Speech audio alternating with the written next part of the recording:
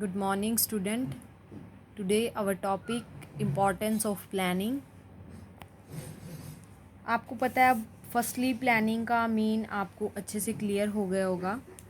जो प्लानिंग है हमारा first and most important function है मैनेजमेंट का, और इसकी हमें नीड होती है हर लेवल पर।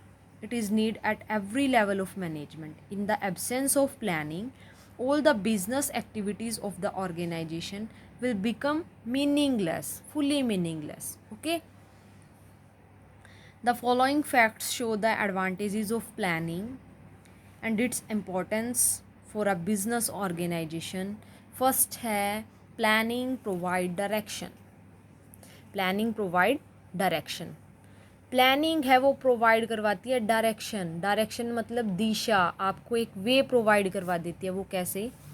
Under the process of planning the objective of the organisation are defined in simple and clear words. अब देखो, प्लानिंग के अंदर प्लानिंग एक ऐसी प्रोसेस है, एक ऐसा स्टेप है जो एक ऑर्गेनाइजेशन के ऑब्जेक्टिव को क्लियरली डिफाइंड कर देता है, सिंपल वर्ड में डिफाइंड कर देता है। हर एक एम्प्लॉयज़ को ये पता चल जाता है कि उसकी क्या राइट्स हैं, क्या ड्यूटीज़ हैं, उसको क्या टारगेट अचीव करना है। जब उनको क्लियरली डिफाइंड हो जाता है तो वो ईज़िली उनको एक वे मिल जाता है ताकि वो अपने ऑर्गेनाइजेशन के टारगेट को, ऑब्जेक्टिव को अचीव कर सके, जिससे उनके क्या हैं, आउटकम्स अच्छे रहें, results. The obvious outcomes of these is that all employees get a direction and all their efforts are focused toward a particular need. अब देखो, एम्प्लॉयज़ को पता चल जाता है उनका क्या ऑब्जेक्टिव है, उन्हें क्या अचीव करना है, और उन्हें अपनी राइट, रिस्पॉन्सिबिलिटीज़, ड्यूटीज़ का पता चल जाता है, जिससे वो क्या करते हैं, एक पर्टिकुलर एंड तक वो क्या करते हैं, फोकस करते रहते हैं, एफर्ट्स करते रहते हैं, अगेन एंड अगेन एफर्ट्स करते रहते हैं, ताकि वो अपने जो रिजल्ट्स हैं, आउटकम्स हैं, वो क्या आ सके, उनके अच्छे आ सके। ठीक है ना। Second, planning reduce risk of uncertainty. जो प्लानिंग है रिड्यूस करता है, कम करता है किसको, रिस्क को, रिस्क ऑफ अनसर्टेनिटी। अनसर्टेनिटी तो अनिश्चितता। ठीक है। Planning is always done for future. आपको पता है प्लानिंग किसके लिए की जाती है, फ्यूचर के लिए की जाती है। And future is uncertain. आपको पता है फ्यूचर में अनसर्टेनिटी बनी रहती है, क्योंकि अनप्रडिक्ट, हम फ्यूचर को प्रिडिक्ट नहीं कर सकते ना। तो क्या है, future is uncertain. With the help of planning, planning की हेल्प से आप क्या कर सकते हो, possible changes in future are anticipated and various activities are planned in the best possible way. आप प्लानिंग की हेल्प से जो भी फ्यूचर में चेंजेस होते हैं, एक मतलब पॉसिबल है, आपको पॉसिबिलिटी रहती है कि इन फ्यूचर ऐसा हो सकता है, ऐसा हो सकता है, तो आप प्लानिंग कर सकते हो, ईजिली प्लानिंग करके रख लेते हो। फिर आप क्या करते हो, जो भी चेंजेस हैं एनवायरनमेंट के अकॉर्डिंग लगा लो या टेक्निकल चेंजेस लगा लो, तो आप उनको ईजिली, जब भी आपको अपनी एक्टिविटीज़ को आप क्या कर लेते हो, पहले ही प्लान करके रख लेते हो। ठीक है। तो पॉसिबल, ये कहता है, with the help of planning possible changes in future are anticipate and various activities are planned in the best possible way. आप क्या कर लेते हो, आपको लगता है कि पॉसिबिलिटी इन फ्यूचर चेंजेस आ सकते हैं, तो आप पहले से ही एक्टिविटीज़ को प्लान कर लेते हो एक बेस्ट पॉसिबल वे में। Okay. Third, planning promotes innovative ideas. Planning promote करती है किसको, इनोवेटिव आइडियाज़ को, नए नए आइडियाज़ लेके आती है, न्यू न्यू टेक्नोलॉजी से अपने एम्प्लॉयज़ को इंट्रोड्यूस कराती है। ठीक है ना। नए नए आइडिया लेके आती है। नए न्यू न्यू आइडिया किस लिए लेके आएगी, एक बिजनेस, एक ऑर्गेनाइजेशन, ताकि वो क्या कर सके, कंपटीशन को फेस कर सके। It is clear that planning select the best alternate out of many availables.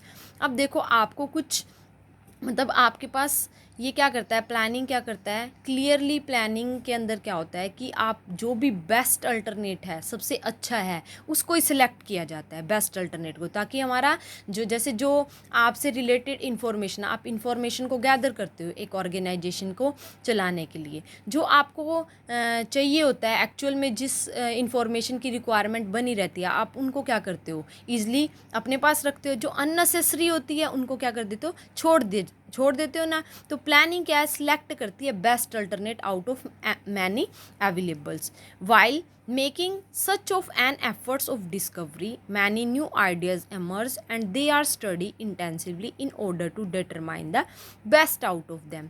अब देखो जो एक मैनेजर होता है वो सब इन आइडियाज़ को, इन सभी इन्फॉर्मेशन को अपने पास, तो ये तो नहीं है उसी से सारी इन्फॉर्मेशन एक मैनेजर ही कलेक्ट करेगा, ऐसा तो नहीं हो सकता ना। तो मैनेजर क्या करता है, इनकी खोज करता है, डिस्कवरी करता है, इनकी डिस्कवरी ऑफ आइडियाज़।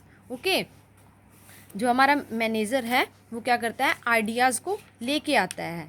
ठीक है, जैसे all these alternate do not come to the manager on their own but they have to be discovered करता है वो इनको। और फिर क्या करता है, while making such an efforts of discovered, मतलब आइडियाज़ को लेके आता है। Many new ideas emerge and they are study intensive in order determine the best out of them. जो बेस्ट अल्टरनेट है उसको चूज़ कर लेता है, और जो भी अगर उसको, जैसे जो भी बेस्ट अल्टरनेट है उसको भी कैसे चूज़ करता है वो इजली, ये तो उसको क्या पता चल जाता है कि ये यही बेस्ट अल्टरनेट है हमारी ऑर्गेनाइजेशन। वो क्या करता है, इंटेंसिवली स्टडी करता है, स्टडी आज they are studies intensively in order, फिर क्या करता है, determine the best out of them. Okay, fourth है प्लानिंग फैसिलिटेट डिसीजन मेकिंग। अब देखो decision making means the process of taking decisions लेना, ठीक है ना। Under it a variety of alternatives are discovered and the best alternative choose. आपको पता है कि आपके पास डिफरेंट वैरायटी होती है, अल्टरनेट्स होते हैं आपके पास जिन्हें आप डिस्कवर्ड करते हो, लेकिन आप चूज़ किसे करते हो, बेस्ट अल्टरनेट को करते हो ना, बेस्ट अल्टरनेट को चूज़ करते हो आप। ठीक है, आगे क्या है, fifth planning establish standard for controlling. जो प्लानिंग है एस्टैब्लिश करती है स्टैंडर्ड फॉर कंट्रोलिंग, मतलब हमें कंट्रोल कैसे करना है एक ऑर्गेनाइजेशन में।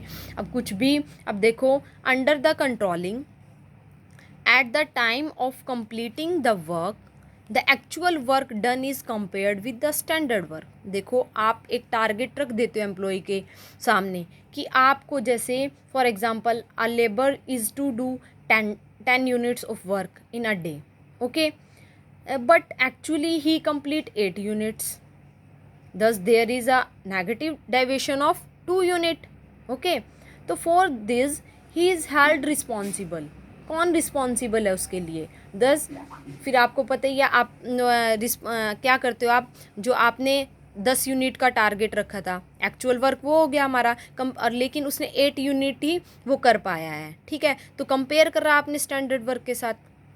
And deviation are found out, और आपने डाइवेशंस का पता लगाया कि 10 यूनिट का आपको टारगेट दिया था, 8 यूनिट आपने कंप्लीट करी हैं, तो 2 यूनिट है वो हमारा क्या है, डाइवेशंस हमने पता लगाया, और वो डाइवेशंस का पता लगाना है। And if the work has not done, क्यों नहीं हुआ आपका काम, as desired the person concern is held responsible, और आप उस कंसर्न पर्सन को उससे रिलेटेड जिसने यूनिट प्रोड्यूस करनी थी, मतलब 10 के अकॉर्डिंग 8 यूनिट प्रोड्यूस करी है, तो उसने 2 हमारा डाइवेशंस आ गई 2 यूनिट का, तो आप उस कंसर्न पर्सन को क्या करोगे, रिस्पॉन्सिबल करोगे। तो आप इसमें क्या करते हो, प्लानिंग क्या करती है, हमारा एस्टेब्लिश करती है standard for controlling. Okay, actual performance की जो स्टैंडर्ड परफॉर्मेंस है उसके साथ कंपैरिजन करती है, और क्या करती है, डाइवेशंस का पता लगाती है। अगर कम यूनिट प्रोड्यूस करी है, उससे कम वर्क करा है, तो वो क्या करता है, डाइवेशंस का पता लगाती है, और डाइवेशंस का पता लगा के वो रिस्पॉन्सिव कंसर्न पर्सन को रिस्पॉन्सिबल करती है और करेक्टिव एक्शन लेती है। ओके।